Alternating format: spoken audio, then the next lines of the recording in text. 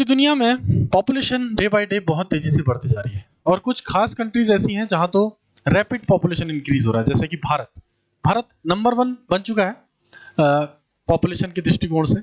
और ये स्पीड अगर जारी रही तो फ्यूचर में बहुत दिक्कत होने वाली है। ऐसे ही दूसरी कंट्रीज भी हैं जहां बहुत तेजी से पॉपुलेशन बढ़ रही है। वैज्ञानिकों का यह मत है कि कई सारी मेथड्स ऐसी बना दी जाएं, वैज्ञानिक विधियां ऐसी बना दी जाएं जिससे कि पॉपुलेशन एक्सप्लोजन जो हो रहा है, ये जो जनसंख्या विस्फोट हो रहा है, इसमें कुछ कमी आए, रुके और जो सेक्सुअल जो अर्ज है, सेक्सुअल जो साइकिल है वो भी प्रभावित नहीं हो और पॉपुलेशन भी कम हो जाए, बच्चे भी ज़्यादा पैदा ना हो। इसके लिए वैज्ञानिकों ने कई सारे उपाय बनाए, जिसमें से कई सारे हार्मोनल मेथड हैं या जो कॉपर टी वगैरह जो होती हैं दवाइयाँ, इसके साथ साथ हार्मोनल पिल्स होते हैं। इसके अलावा कॉन्डोम्स, फेमिडोम्स और भी ऐसे बैरियर मेथड्स हैं और भी कई सारे ऐसे उपाय वैज्ञानिकों ने बनाए हैं जो मैंने पिछली वीडियोस में आपको बता दिए हैं। आज हम बात करने वाले हैं स्टेरिलाइजेशन मेथड या सर्जिकल मेथड। ऐसी मेथड जो टेम्पररी नहीं है बल्कि परमानेंट है, एक बार करा लो और उसके बाद जीवन भर बच्चे पैदा करने से मुक्ति हो जाती है।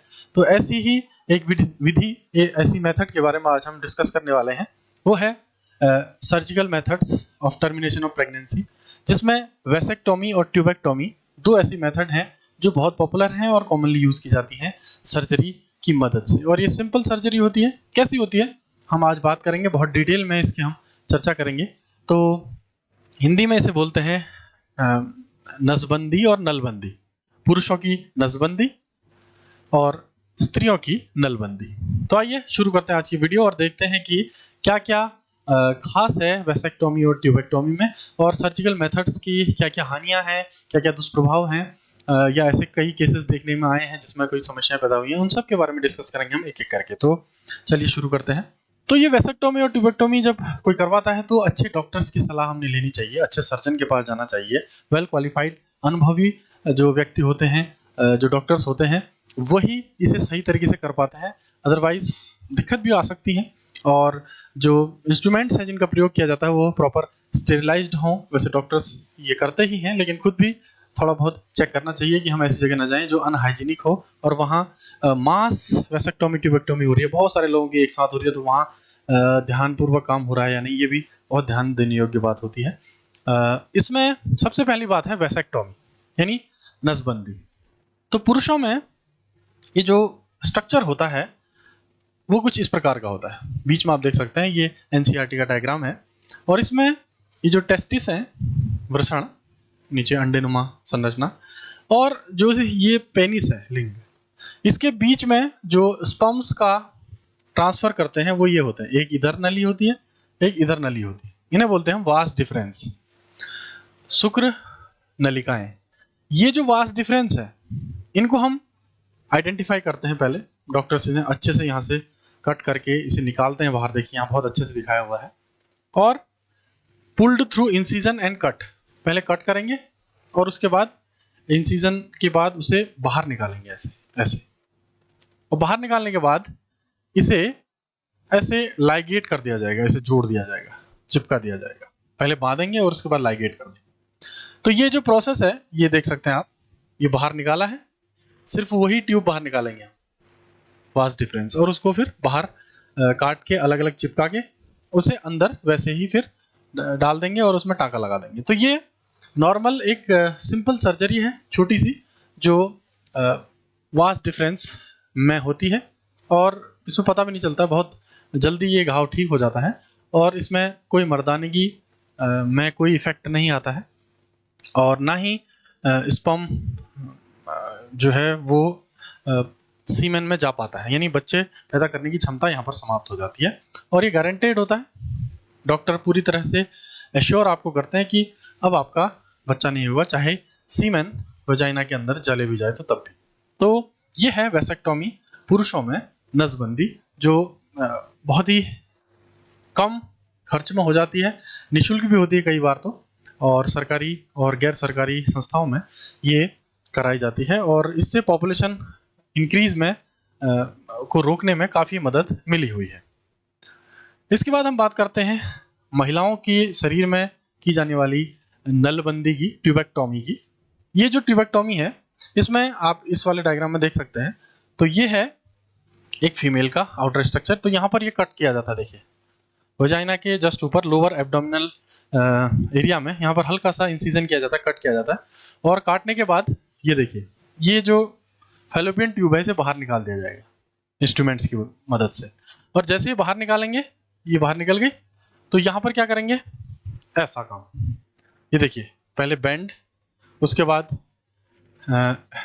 ऐसे उसे अलग अलग कर लेंगे हम, बांध लिया, काट लिया, उसके बाद टाइड एंड कट, बांध देंगे और काट देंगे, उसके बाद क्लिपिंग कर देंगे उसमें।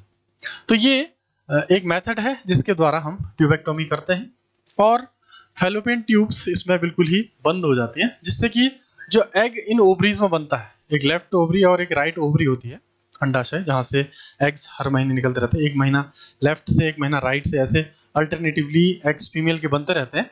और वो जब बाहर निकलते हैं तो यहाँ से एम्पुला स्टमस इन्फेंटिबुलम से आगे बढ़ते हुए फैलोपियन ट्यूब में चलते हैं, और यहीं पर जब यहाँ से स्पर्म आता है तो फर्टिलाइजेशन होता है, मेल फीमेल स्पर्म और ओवम मिल जाते हैं, और यहीं से फिर ब्लास्टुला, गेस्टुला, ऐसे अलग अलग स्टेजेस में जाके यहाँ पर जुड़ जाता है ब्लास्टुला स्टेज में, तो इम्प्लांटेशन हो जाता है और यहाँ पर बच्चा बन जाता है। लेकिन अगर ये कट और लाइगेट कर दिया जाएगा तो यहाँ एग नीचे आ ही नहीं पाएगा, फर्टिलाइजेशन होगा ही नहीं, स्पर्म से ओवम मिलेगा ही नहीं, जिससे कि परमानेंटली बच्चा पैदा करने में असक्षमता हो जाएगी और फीमेल जो है स्टेराइल हो जाएगी। तो ये जब किसी कपल के प्रॉपर बच्चे हो जाते हैं और वो चाहते हैं कि अब आगे हमें बच्चों की नहीं सोचनी है, तो ये ट्यूबेक्टोमी और वेसेक्टोमी दोनों ही प्रोसेसेस की जा सकती हैं, फीमेल के द्वारा भी, मेल के द्वारा भी। और एनसीईआरटी का जो डायग्राम है वो कुछ ऐसा है, पेपर में ऐसा बनाना पड़ेगा आपने, और इसमें कई बार क्वेश्चन पूछे जाते हैं और इसका सही जवाब आप दे सकते हैं इजीली। तो हाँ, सब कुछ लगभग मैंने बता दिया है। इसके साथ साथ कई केसेस ऐसे भी आए हैं कि कई बार सरकारी हॉस्पिटल्स में या किसी अच्छे डॉक्टरी परामर्श के साथ जब नहीं किया जाता है ये, तो कई बार ट्यूबेक्टोमी या वेसेक्टोमी होने के बावजूद भी बच्चे कंसीव हो जाते हैं। तो इसके लिए सरकार कंपनसेशन भी देती है और इसका गारंटी सर्टिफिकेट भी होता है कि ऐसा नहीं होगा। लेकिन कई बार सरकारी संस्थाओं में ऐसा हो भी जाता है, या अब तो बहुत अच्छे अच्छे वेल क्वालिफाइड डॉक्टर्स आ रहे हैं तो ऐसा हो नहीं रहा है, और मीडिया में भी बहुत जल्दी आ जाता है, इसलिए बहुत सही से काम होता है, बहुत अच्छे से। तो ये बिल्कुल सेफ है।